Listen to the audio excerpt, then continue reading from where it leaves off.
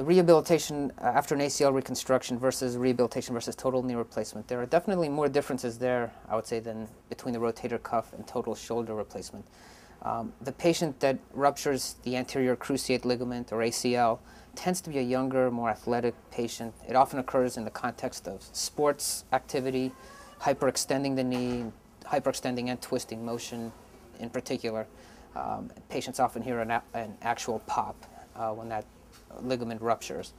Total knee replacement tends to be an older population. Again, this is arthritis causing the gradual degeneration of the knee joint. And usually conservative treatment is tried over years, but when a patient gets to the point where the pain is just intractable, unrelenting, and the conservative measures are no longer helping, that's when you do a knee replacement. With a knee replacement, the focus early on is regaining range of motion. Because of years of stiffness in the knee joint, the muscles and soft tissue gets a little shorter and tighter, and once you replace that knee, you have to gradually increase the range of motion. With the ACL, that you don't have that type of problem. Early on, the major focus is protecting that grafted tissue that's used to replace the ACL ligament so that doesn't get damaged or ruptures.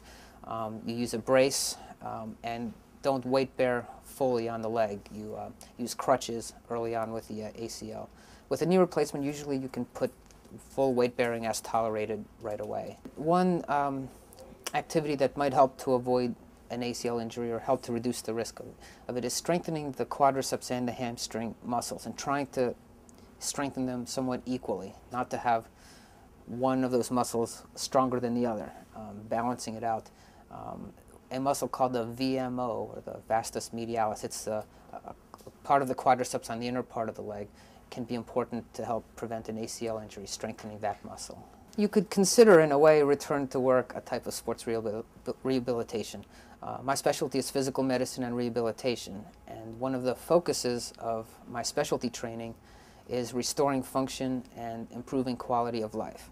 And getting someone back to work is a way of restoring their function. The functional goals of an athlete with sports rehab are a little bit different, but the goal is basically getting them back to what they want to do.